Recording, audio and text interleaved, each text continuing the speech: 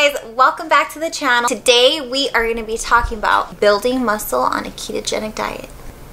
Nobody like you. I'm always thinking about you. So today is going to be kind of a long video. Make sure you check the description box below. I'm going to have time.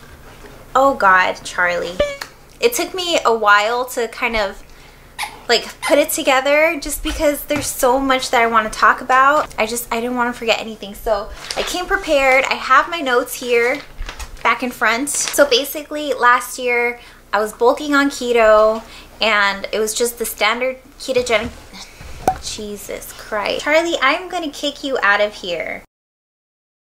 And I made a video about that. You guys can check it out. I'll put the info card up on top so you guys can go back and see it. I don't recommend it just because it's one of my earlier videos and I like to ramble a lot. And I was basically saying in the video that I don't know if bulking on keto would work. Well, I'm here to tell you I wasn't too thrilled with the results. I just feel like I could have gained way more muscle if I wasn't just doing standard keto. Which comes to the question on, can you build muscle on a ketogenic diet? And the answer is yes, you can build muscle. But, and it's a very big but, carbs are not essential to human nutrition. We do not need carbs to function. But in order to build muscle the fastest way, the most optimal way, carbs are needed. If carbs are not needed to build muscle, and you can build muscle on standard keto, then what exactly does it take to build muscle? What are the building blocks of making sure you're putting on lean gains? 5 reasons. Well, it's basically 4 main reasons, and then the 5th one is just like, the 5th one, it's just, you can't really control, but it's there, you need it. 2 hours later. So I had to take a quick intermission because my camera ran out of storage and I didn't realize until I was done filming this video. And it only recorded about 5 minutes worth. And I was talking for about an hour. So how exactly do you build muscle? Requirement number 1. You need to be eating at a caloric surplus. So what exactly does that mean? You need to find out your basal metabolic rate, which is essentially what you burn on any given day. So when you're trying to lose fat, you find that rate and you eat at a deficit. And that's how you lose weight. When you're trying to build muscle, you need to find that rate and then eat more, which in turn means you're gonna gain weight, which is what you want because we're trying to build muscle.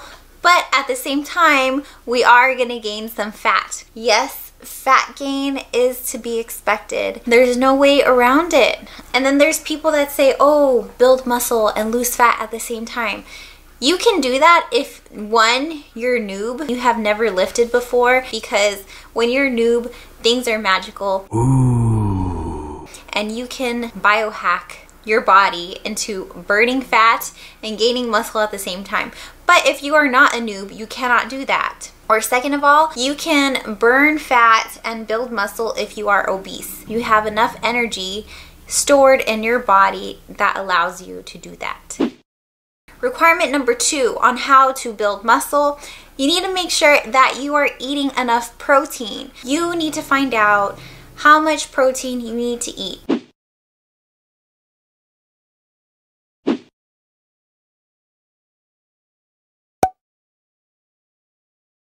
You can't expect to be building muscle if you're just eating 50 grams of protein in a day.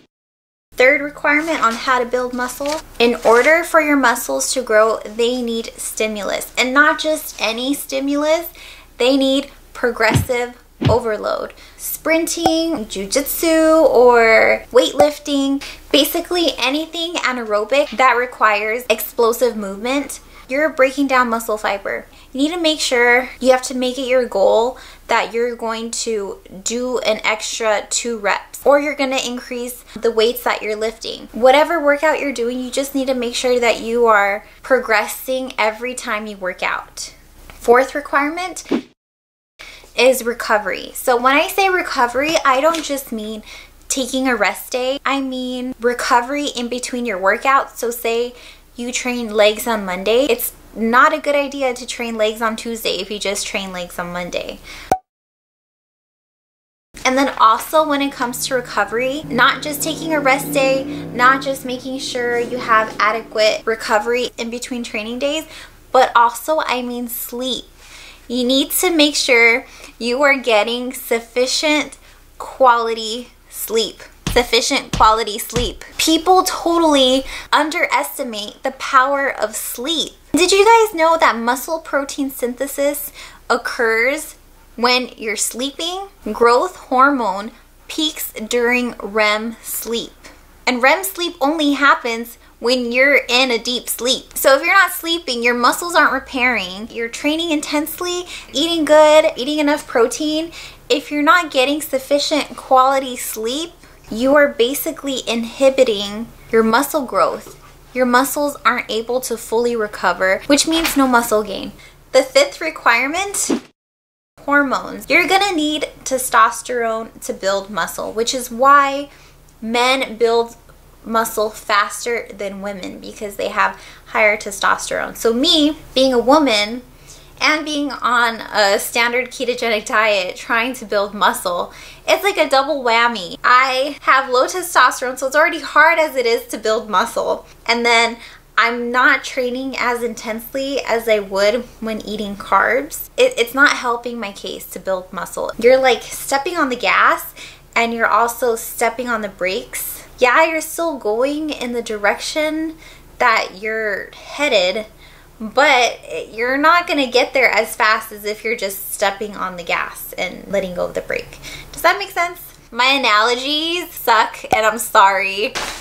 Man, you guys, I'm just not having it today. This is my 4th time recording this video because my camera does not love me today. So what else do you need carbs for besides replenishing muscle glycogen? They're also responsible for controlling some hormone levels. So like cortisol, which is known as the stress hormone, leptin, which is the satiety hormone, ghrelin, which is the hunger hormone. According to Lyle McDonald, when you're on a ketogenic diet, it's important to go off eating keto. Bringing up your carbs lowers your cortisol level, which is important because cortisol is catabolic. And when your cortisol level is high, you can't build muscle. Eating carbs decreases ghrelin, increases leptin, decreases cortisol levels. So why am I doing a cyclical ketogenic diet instead of doing like targeted keto? Well, I guess it's because after my epic carb refeed video, I stepped in the gym and literally I added 10 pounds to my squat. 10 pounds. That's just insane. Rewind 5 months ago, I will be the first one to tell you like, oh yeah, you can train intensely when you're on keto. Me being on keto, giving it my all in the gym every day, and me going to the gym after my high carb day, it's like night and day. It's totally different. It would take me about 2 weeks to increase my reps by 2 reps or go up in weight. Now that I'm cycling my carbs, literally every time I work out, I'm hitting a new PR, which is crazy. It's crazy. And I love feeling strong. I love feeling powerful in the gym, and I could just like lug all these weights around. And this is not just anecdotal, you guys. This is known fact. Referring back to my notes, when you're on a ketogenic diet, your blood glucose levels are on the low normal side.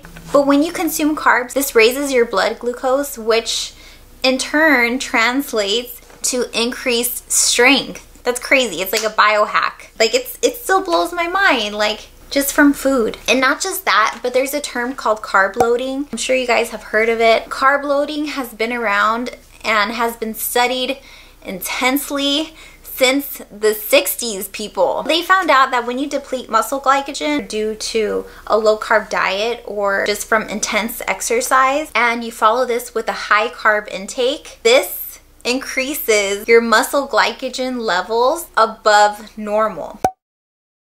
Glycogen is just a fancy term for stored carbohydrates within the muscle, within the body, because you have liver glycogen, but that's something else. Muscle glycogen is fuel for your muscles. It's like a gas tank for your muscles.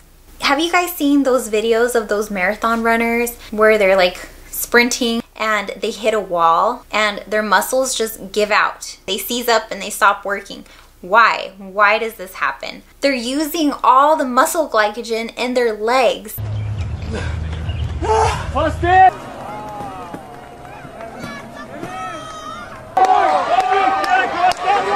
When you deplete all your muscle glycogen, there's no fuel left over. You just can't do it. Muscle glycogen is the fuel that gives the muscle the ability to contract. Actually, they did a study where it only took 3 sets of bicep curls, so just 3 sets of bicep curls, to deplete glycogen by 24 to 37%.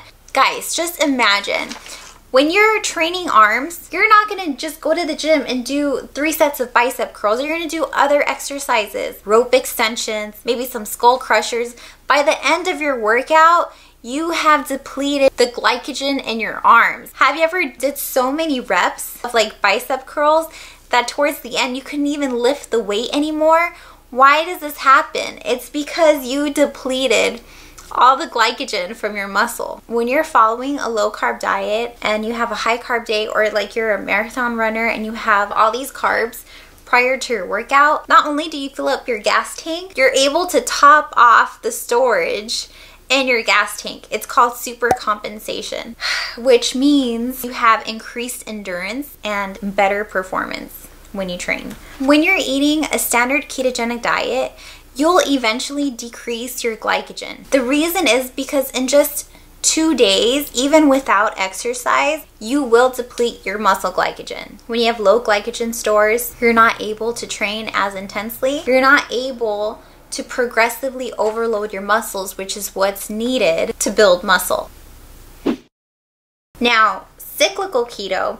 Cyclical keto is basically you have carb up days. So you have high carb days anywhere from 1 to 3 days, and then the rest of the time you're eating low carb to keto, and you just cycle through that. So there's a multitude of ways on how to do this. Lyle McDonald, he suggests that you have 1 to 2 high carb days, and on the very first day you have high glycemic index carbs.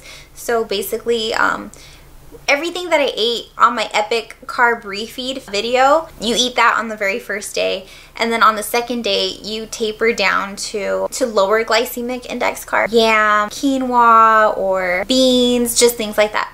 Low glycemic index foods. I tried his cyclical keto approach. I did it for about 3 weeks. Even though I loved eating all the bread, mostly bread, like everything bread basically, it was just so hard for me to control myself. Literally, instead of eating 350 grams of carbs, I would be eating towards 600 to 800 grams of carbs. I still wasn't full, you guys. Like, it's crazy how much I can eat. I would be eating the bread and I just want more and craving more. I just don't like feeling out of control like that. I stopped doing that. Now I'm doing a different carb cycling approach. So now I have 2 high carb days, but instead of having like high glycemic index carbs, I have like low glycemic index carbs. So I have like oatmeal for breakfast, red potato, brown rice, Ezekiel bread. So that's what I eat on my high carb days. Pros and cons about cyclical keto. Pros, I get some variety in my diet. So you guys, I love potatoes. Like, I love potatoes, I love beans, I love rice. I don't even know why people go to the restaurant and get like a loaded baked potato with like all the works on it. You don't need that. Just have a plain baked potato with some salt, with some pepper and you're good to go. It tastes so good by itself, you guys. That's all you need. Man, just potatoes. I could eat that all day. I love potatoes. I didn't even realize how much I love potatoes, but I do. So right now I have 2 high carb days, 1 moderate carb, and then the rest is like low carb keto. So another pro is that I actually look forward to my hard workouts, so like leg day. Even though a lot of girls love leg day, I personally don't love leg day. I don't, because it's intense. But now that I have my high carb day,